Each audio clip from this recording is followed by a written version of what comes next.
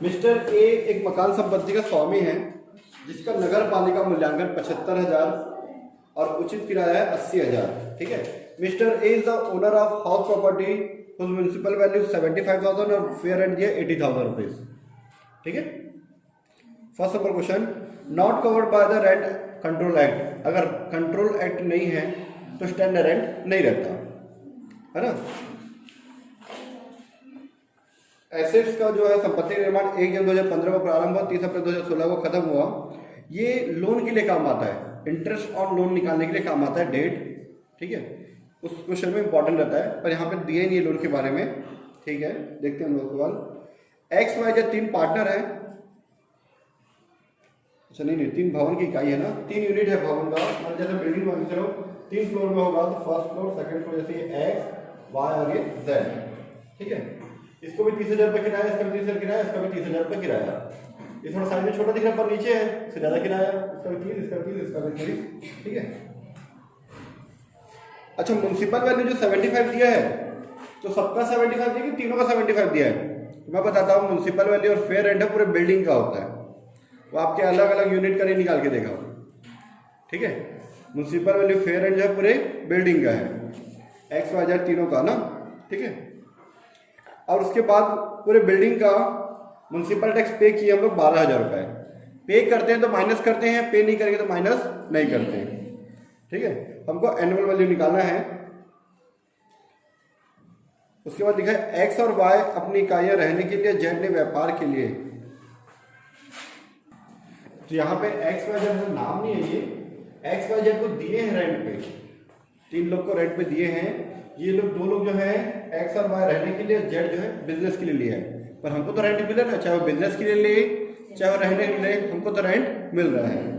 हम अगर खुद का बिजनेस कर रहे होते तो हमको रेंट नहीं मिलता, वो अलग बात है। ठीक है। तो कंप्यूटेशन ऑफ या कैलकुलेशन ऑफ, अब हमेशा कंप्यूटेशन लिखना क्योंकि इंग्लिश में आपको हमेशा कंप्यूट लिखा रहेगा, कंप्यूट टैक्सेबल इनकम में जो भी है। ठीक है। तो computation of annual value,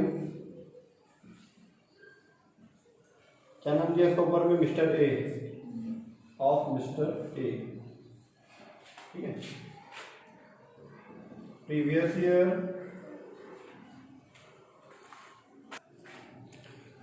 year 2019-20, ये सब क्वेश्चन में सेम रहेगा। पूरे इनकम टैक्स के जितने भी क्वेश्चन है 4 यूनिट तक ना, 5वें यूनिट का अलग होता है, वो बता दूंगा। ठीक है। Assessment year 2020-21। ठीक है। Particular amount. ठीक है। सबसे पहले हमारा ए बी सी डी लेते हैं, ए और बी। इसको म्युनिसिपल वैल्यू, म्युनिसिपल वैल्यूएशन। ठीक है। दूसरा था फेयर रेंट। ठीक है। तीसरा था स्टैंडर्ड रेंट, जो कि इस क्वेश्चन में नहीं दिया हुआ है। म्युनिसिपल वैल्यूएशन कितना दिया, 75,000 रुपीज दिया हुआ है, और फेयर रेंट दिया है 80,000 रुपीज। ठीक है। इसके बाद हम यहाँ पे जो ए और बी से जो बंद किया था उसको बोलते थे एक्सपेक्टेड रेंट, है ना, संभावित किराया। ठीक है। रूल क्या इसका, ए और बी। ठीक है। ए या बी दोनों में से जो कोई एक ना, विच एवर इज मोर या ग्रेटर, विच एवर इज मोर, दोनों में से जो ज्यादा हो। तो कौन सा ज्यादा है, ये 80,000। ये आ गया हमारा एक्सपेक्टेड रेंट। उसके बाद फिर एक्चुअल रेंट, तीनों का रेंट सेम है। ठीक है। 30,000 30,000 के हिसाब से 3 यूनिट है, 3 यूनिट से मल्टीप्लाई कर दो आप, 90,000 रुपीज। ठीक है। ये दोनों में जो ज्यादा होता है उसको बोलते हैं हम ग्रॉस एनुअल वैल्यू। ठीक है। Gross annual. ठीक है। इसमें माइनस करते फिर म्युनिसिपल टैक्स, अनपेड होगा तो माइनस नहीं करते ना, टैक्स पेड है तो माइनस करते हैं। 12,000 तो माइनस कर दो तो 78,000 रुपीज आपका एनुअल वैल्यू आ जाएगा। आया आंसर? आ गया। ठीक है। Annual value. ठीक है, ये क्वेश्चन नंबर 1 हमारा कंप्लीट। ठीक है, क्वेश्चन नंबर 2, कंप्यूटेशन ऑफ, एक मिनट आ रहा ना, computation of annual value of mister A. ठीक है, ये लिख लेना प्रीवियस ईयर असेसमेंट ईयर। ठीक है,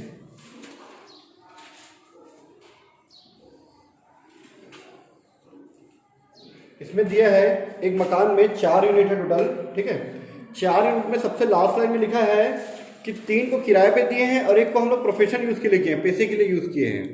ठीक है, 3 को हम लोग क्या दिए, किराए पर्पज से दे दिए ना, लेट आउट बोलते हैं जिसको हम लोग let out for residential purpose, और जो 1 है वो प्रोफेशनल पर्पज से दिए हैं। ठीक है, 7 देखना। क्वेश्चन नंबर 4 देखना, कंप्यूटेशन ऑफ एनुअल वैल्यू दिया हुआ हमको। ठीक है, एनुअल वैल्यू निकालना है हमको। दिया म्युनिसिपल वैल्यू दिया हुआ है 4 लाख रुपीज, फेयर रेंट दिया हुआ है 3,60,000 रुपीज ना। तो या प्रीवियस ईयर असेसमेंट ईयर लिख लेना आप। ठीक है, म्युनिसिपल वैल्यूएशन 4 लाख रुपए और फेयर रेंट ये 3,60,000 रुपए। हाँ, फेयर रेंट 3,60,000 रुपए। स्टैंडर्ड रेंट दिया 4,50,000 रुपए। Standard rent. ठीक है, ए बी और सी। ठीक है, ए बी सी नाम इसलिए दिए हैं ताकि हमको यहाँ पे पूरा नाम लिखने की जरूरत ना पड़े। ठीक है, ये तीनों का कंपेयर करके निकालते हैं हम लोग एक्सपेक्टेड रेंट। ठीक है, ठीक है, एक्सपेक्टेड रेंट ए और बी। ठीक है, ए और B whichever is more, whichever is more. ठीक है, but not more than C. मतलब कहने का ये मतलब है कि आपका ए और बी से जो ज्यादा हो उसको लेंगे, पर सी से ज्यादा नहीं होना चाहिए। तो ए और बी में ए ज्यादा है पर सी से ज्यादा है ही नहीं, तो ए हमारा आंसर। अगर जैसे मान चलो ये 5 लाख होता या 6 लाख होता, तो 5 और 6 में 6 लाख रुपये सबसे ज्यादा है, लेकिन 450 से ज्यादा नहीं होना चाहिए, तो 450 हमारा आंसर होता, उससे ज्यादा नहीं होना चाहिए। तो ए और बी म्युनिसिपल वैल्यूएशन और फेयर रेंट दोनों में से जो ज्यादा हो पर सी से ज्यादा नहीं होना चाहिए। ठीक है, ये आ गया हमारा expected rent. Point number 2, annual है ना, एक्चुअल रेंट, सॉरी।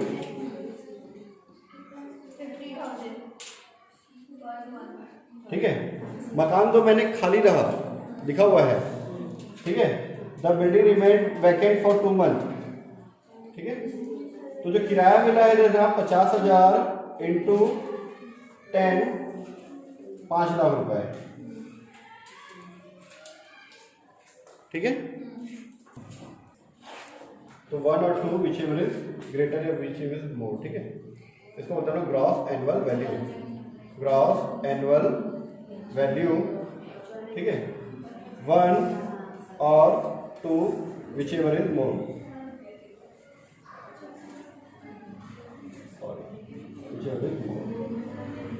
ठीक है, दोनों में से कौन सा ज्यादा, 5 लाख रुपए। इसका एक और रूल बताऊंगा मैं आपको। ठीक है, अगर ये कम होता है तो कुछ चेक करते हैं हम लोग, वो क्या चेक करते हैं मैं बताऊंगा जिसमें कम आएगा।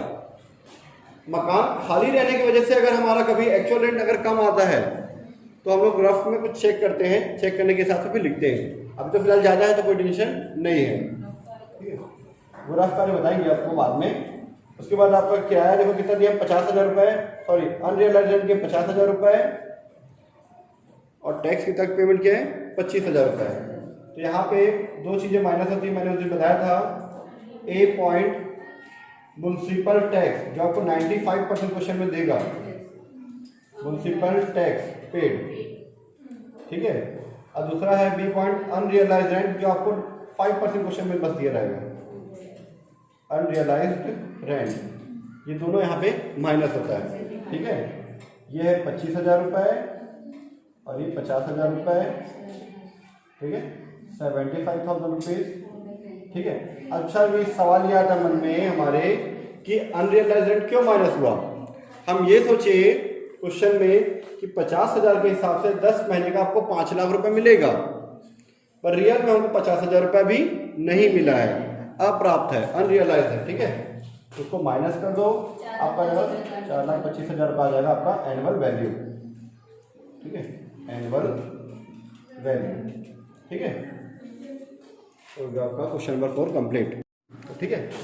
तो क्वेश्चन नंबर 5, ठीक है,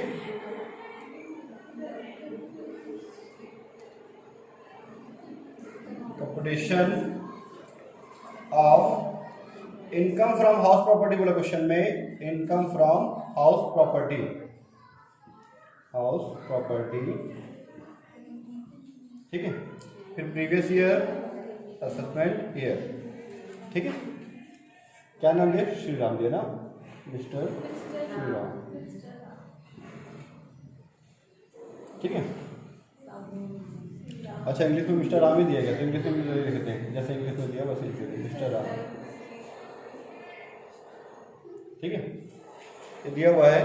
तो इस क्वेश्चन में डायरेक्ट आपका एनुअल वैल्यू दिया हुआ है 80,000 रुपये, और गत वर्ष में किराया भी अलग से दिया है। अगर ये रेंट अमाउंट नहीं दिया होता तो मैं डायरेक्ट इसको ग्रॉस एनुअल वैल्यू मान के बनाता, पर रेंट दिया है तो कंपेयर करने के लिए क्या लूंगा मैं, उसको एक्सपेक्टेड रेंट लूंगा, डायरेक्ट नहीं हम उसको एक्सपेक्टेड रेंट, ठीक है।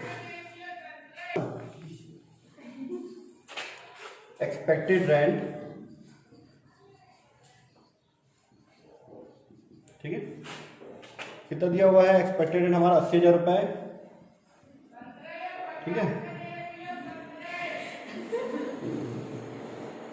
फिर है एक्चुअल रेंट हमारा, एक महीने मकान खाली था ना, 7,000 के हिसाब से 11 महीने का 77,000 रुपीज, ठीक है। इसमें से इसको माइनस कर दो, सॉरी इसमें से दोनों से जो ज़्यादा था उसको लेते हैं, पर यहाँ मकान खाली रहने की वजह से आपका किराया कम है। अगर ये किराया 12 महीने का मिलता, 12 महीने का अगर किराया मिलता हमको, ठीक है, अगर किराया हमको 12 महीने का मिलता तो 84 होता, तो वही ज़्यादा होता, ठीक है। तो लोग 77 लिखे, यहाँ पे ग्रॉस एनुअल वैल्यू, ठीक है। नोट नंबर 1 कि ये 77 क्यों आया, इसके लिए हम लोग नोट्स लिखेंगे, ठीक है, क्योंकि हर चीज़ हम लोग यहाँ पे पूरा नहीं लिख सकते ना, अब लिखो तो आपका पेज वैसे ही भर जाएगा आंसर का, ठीक है। फिर लेस करेंगे म्युनिसिपल टैक्स या फिर अनरियलाइज्ड रेंट अगर कुछ होगा तो, ठीक है। 8,000 दिया नगर पालिका कर, म्युनिसिपल टैक्स 8,000 रुपये दिया है, कुछ नहीं बोला मतलब उसको मानते कि पे किया है, ठीक है। म्युनिसिपल टैक्स 8,000 रुपये आप माइनस कर दो, यह आ गया आपका 69,000 रुपीज़ एनुअल वैल्यू शॉर्टकट में, ठीक है। फिर लेस करते हैं दो चीज़ें, ठीक है, लेस डिडक्शन अंडर सेक्शन 24, आपको याद हो जाएगा सेक्शन, क्योंकि बार बार लिखेंगे। सेक्शन 24 में आपको 2 डिडक्शन मिलता है, A.30% ऑफ एनुअल वैल्यू, जिसको हम लोग स्टैंडर्ड डिडक्शन बोलते हैं, मतलब वो सीधा स्टैंडर्ड हमको 30% मिलता ही है, ठीक है, 30% ऑफ एनुअल वैल्यू। और बी पॉइंट मिलता है आपको इंटरेस्ट ऑन लोन, आप लिख सकते हो, ठीक है, लेकिन इस क्वेश्चन में इंटरेस्ट ऑन लोन है नहीं, इंटरेस्ट ऑन लोन, ठीक है। 30% आप निकाल दो 69,000 रुपीज़ का,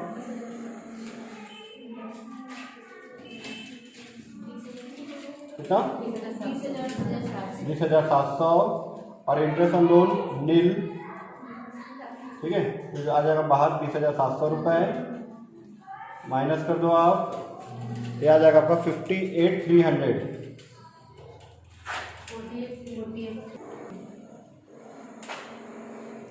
48,300 आ जाएगा आपका इनकम फ्रॉम हाउस प्रॉपर्टी आ जाएगा, या इसको लिख सकते हो taxable income of house property.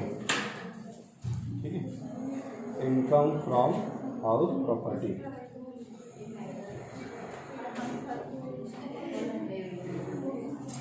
ठीक है, जो कि हमारा कंप्लीट इसका नोट्स बताता हूँ मैं। ठीक है, चलो दिखाता हूँ मैं नोट्स को। ठीक है, नोट्स।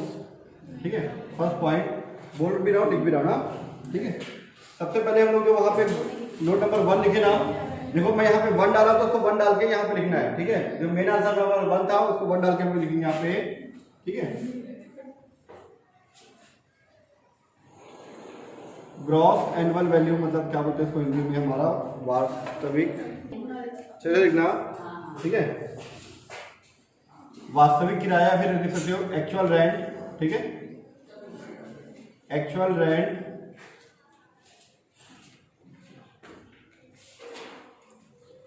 ठीक है, अभी क्लियर नहीं हो रहा कैसे। तो नोट नंबर 1 देखना आप लोग। ठीक है, नोट्स नंबर 1। ठीक है,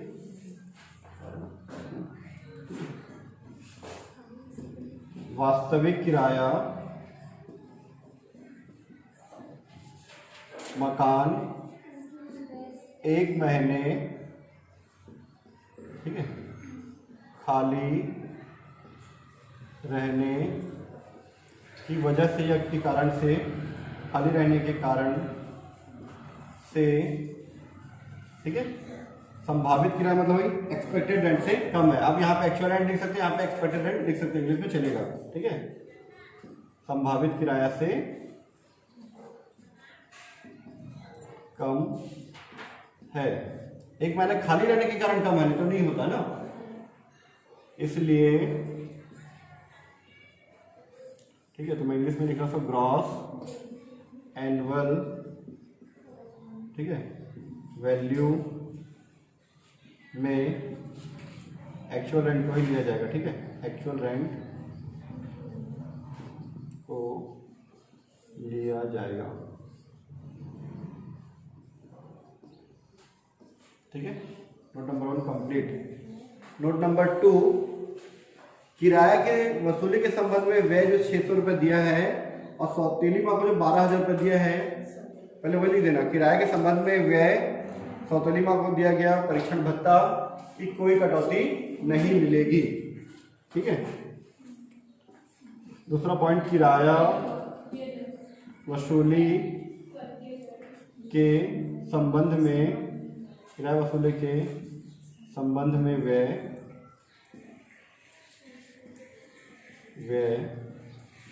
तथा सौतेली ना, सौतेली माँ को दिया परीक्षण भत्ता,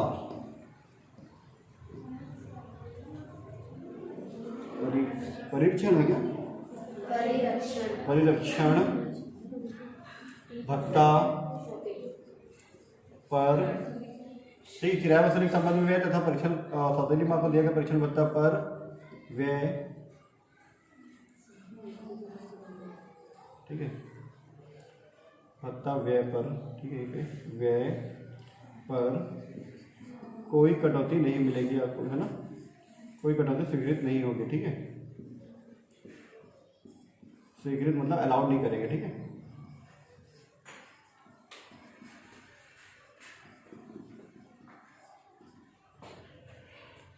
और एक और पॉइंट को लिखना है। ठीक है,